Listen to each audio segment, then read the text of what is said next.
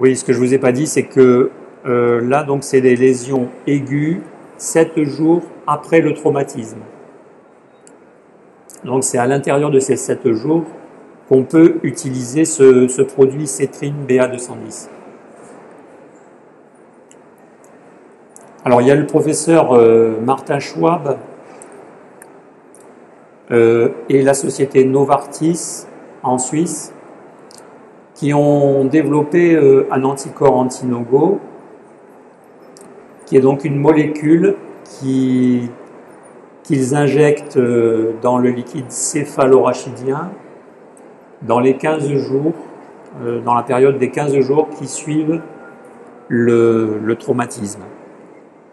Donc le professeur Schwab a obtenu d'excellents résultats dans son modèle animal et il est passé à des essais de phase 1 et 2. Le docteur Shapiro, qui fait partie d'une société dans l'Indianapolis qui s'appelle Cyberkinetics Neurotechnologie, a procédé à 10 essais chez 10 patients en lésions aiguës, donc dans une période de 18 jours après le traumatisme.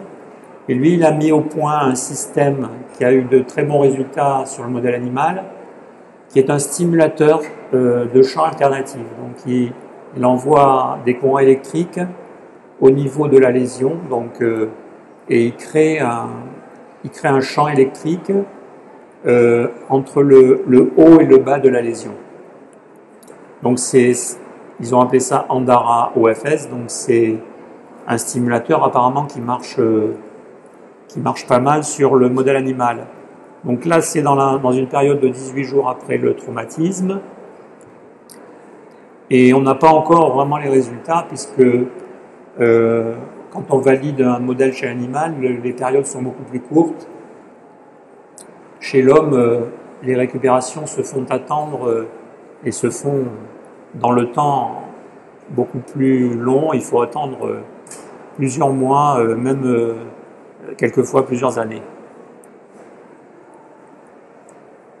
La société Geron, en Californie, a mis au point des cellules souches embryonnaires. Donc là, ils travaillent en laboratoire sur le développement de ces cellules souches et ils ont créé donc des cellules souches qu'ils ont appelées GRNOPC1 et qui a eu aussi de très bons résultats au niveau du modèle animal. Et là, ils sont en train de faire un essai de phase 1 chez 18 à 20 patients dans la période post-traumatisme de 7 à 14 jours.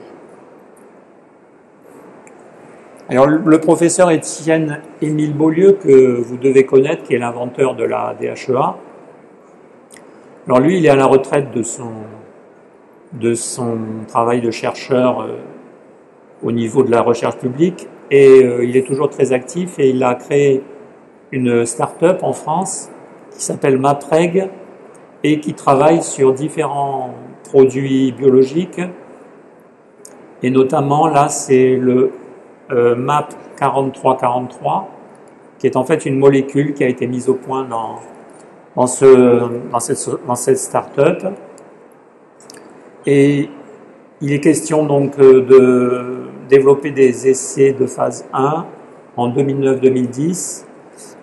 Donc là, il faudra injecter cette molécule dans les 24 heures qui suivent le traumatisme.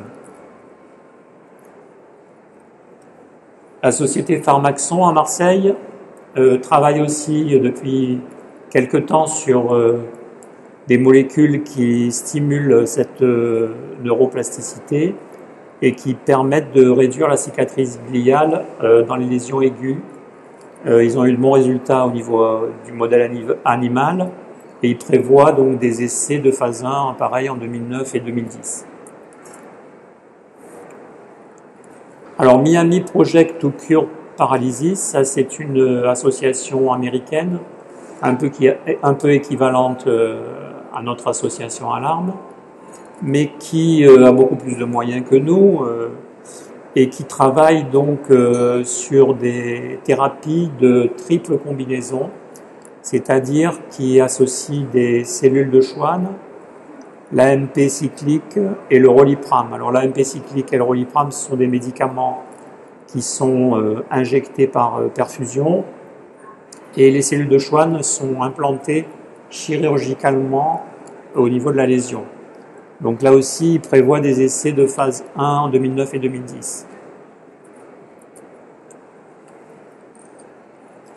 In Vivo Therapeutics, c'est une société de Cambridge qui a développé un polymère biocompatible qui permet d'être implanté au niveau de la lésion et qui permet justement la repousse axonale à l'intérieur de ce polymère. Donc là aussi, essai de phase 1 prévu en 2009-2010. La société Neuraxo en Allemagne a développé un médicament qui empêche la cicatrice gliale, le Cordaneurine. Ils ont développé un projet.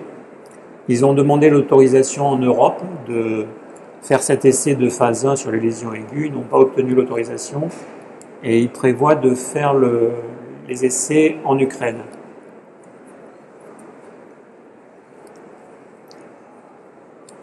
Alors il y a aussi au niveau des lésions aiguës et subaiguës des recherches qui se font en thérapie génique, c'est-à-dire en utilisant, en exploitant les gènes. Et l'Institut LIRM a développé l'ARN interférent qui est censé détruire l'ARN à l'origine de la formation de la cicatrice gliale. Donc là, c'est le professeur Tardier qui est en charge de cette étude. Et donc là, chez l'animal, ils ont de bons résultats aussi. Ils n'ont pas donné de date au niveau des essais. Il est prévu qu'ils fassent un essai, mais ils n'ont pas donné de date. Autre organisme, en fait, là, c'est une société, Oxford Biomedica, qui a développé un modèle animal de thérapie génique utilisant l'Inurex. Donc là, c'est en fait le gène RAR2 qui, dans la phase aiguë, permettrait de commander aux cellules nerveuses de faire repousser de nouvelles fibres nerveuses au sein de la lésion pour reformer les connexions nerveuses en lésion, dans la phase de la lésion aiguë. Donc là, pas d'essai prévu pour l'instant. Voilà, donc je vais passer aux lésions chroniques. Donc les lésions chroniques, ce sont les lésions qui datent de plusieurs mois ou voire de plusieurs années. C'est-à-dire c'est quand on arrive à un stade où la lésion est installée, la paralysie est permanente. Alors l'association Alarme a aidé en partie l'équipe du docteur Decherchier et du professeur Ferron pour tout ce qui concerne l'expérimentation animale des cellules OEC. Alors OEC, ça veut dire cellules olfactives engainantes. Ce sont des cellules qui ont la particularité de se régénérer à longueur de vie d'un individu. C'est donc des cellules qui sont au niveau du système olfactif et qui sont prélevées chez le patient lui-même au niveau du nez, au niveau du système olfactif, et qui sont réinjectées au niveau de la cicatrice gliale. Et ces cellules se transforment en neurones et permettraient de refaire des connexions à travers la cicatrice gliale. Alors il y a eu un essai de phase 1 en Australie, je crois que c'était en 2004, et il est prévu en France, donc avec cette équipe de Marseille, de faire un essai de phase 2. Pour l'instant, ils n'ont pas obtenu l'autorisation de l'APSAPS pour réaliser cet essai de phase 2.